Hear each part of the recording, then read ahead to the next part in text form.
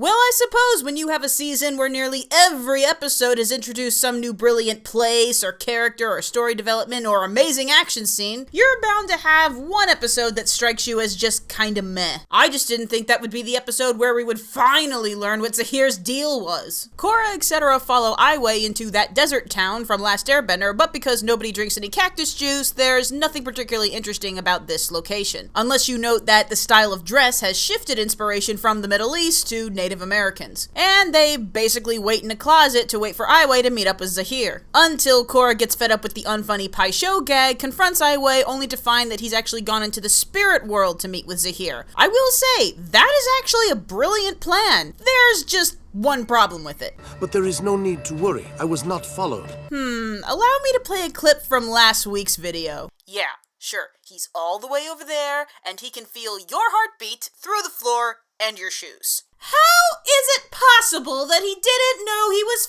followed? As far as we know, his truth-seeing abilities are the same as Toph's method. He can just stand on the ground and he can just feel everyone around him. And even if he needed to do that big stomp to be able to see more clearly, I find it really hard to believe that he would not bother to check his surroundings when he's on the run and trying not to be followed. Though the bartender's story of him was kind of amazing and probably the best comedic moment in the entire episode, because God knows it wasn't this! So Korra follows him into the spirit world. Zahir throws Aiwei into the pit of lost souls, I guess to just prove how much of a jerk he is. And we finally learn what his plan is. Now, first of all, I did hear beforehand that the group would be called the Red Lotus. I just didn't want to declare that before the show actually mentioned it. But most importantly, we have learned that Zahir is basically every single anime filler villain that has ever existed. Now, when it comes to villains, if you aren't a one-dimensionally evil world conqueror or a chaos agent, you believe that everyone else in the world is evil and want to induce an apocalypse to start the world over from scratch. Because if you erase all of history and start history from the beginning, you'll make none of the same mistakes.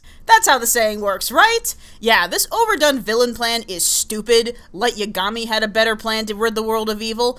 But in the end, that's not really Zahir's plan. Zahir really is somewhere in the middle between the ironic savior and chaos agent, because he doesn't want to save the world from war or pain like some misguided villains. He wants to tear down all established governments because he believes that the natural order is disorder. Okay, you know what this is? This is what people who would totally rule in a survival of the fittest society say because they're annoyed that they don't live in a survival of the fittest society. Yes, Zahir, you probably would turn out really well if basically the entire world order became every man for himself. That, in absolutely no way, is gonna cause more pain and suffering on a global scale than the current system. So yeah, turns out the Red Lotus is just kind of crazy. And then of course we learned that Unalaq was involved, though I'm pretty sure that was a writing call just so millions of fans wouldn't say, hey, these two plans sound kind of similar. Only in a lot of ways Unalaq's was way more awesome. Do you know who once said, new growth cannot exist without first the destruction of the old? Yes, I'm sure destroying all of civilized order by kidnapping children and assassinating people is exactly what he meant by that. And let's note this phrase, shall we? The idea of having nations and governments is as foolish as keeping the human and spirit realms separate. Where have I heard that before? I mean, the idea of even having a queen is so outdated. The world is evolving and the Earth Queen can evolve with it. It's like that thing I said last episode is starting to look much more likely. Now, just to clarify, I'm not rooting for Sue to be evil because I don't like her or just because I want to be right. I completely sympathize with what a lot of people have said in the comments. It would be really terrible if after all that Lynn's been through to reconcile with her sister, if Sue turned out to be on the other side. I mean, I like Sue. I want her and Lynn to get along. I just kind of think that's what's gonna happen. And if it doesn't happen, well, yay for Lynn. But in the end, this episode was essentially a setup for following episodes and really doesn't have too much going for it by itself. But I will say I have been enjoying Bolin more and more lately. Him interacting with his fans really was a fun moment. In fact, I think it's pretty likely that was based off a true interaction at some point. Some of his moments still feel kind of forced, like despite having played before, he's the comic relief character and so he has to continually lose at Pai Sho, or his long-winded fake cop-back backstory, which was only redeemed because of Mako's deadpan response. Oh my god, what visual reference could I possibly compare this to? It doesn't look like anything that everyone is familiar with now. But I do find that his smaller mannerisms do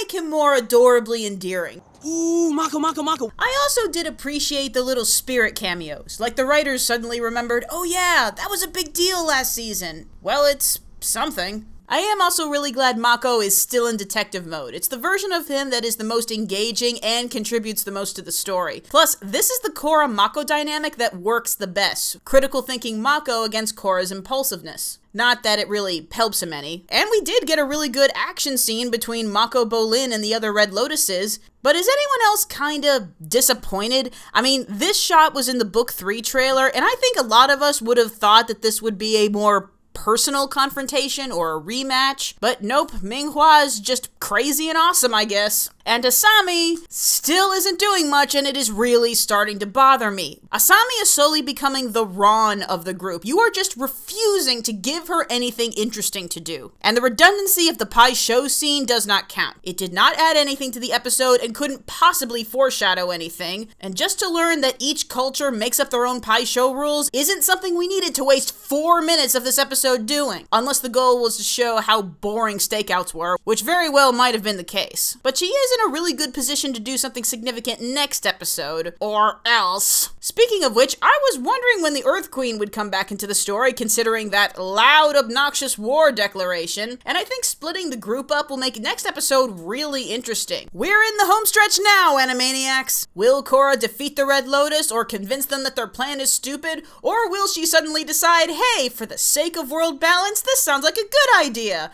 You know, like she did last season! So what do you guys think of Zahir's plan? Recommend series, like, comment, subscribe, etc., and you stay awesome, Animaniacs!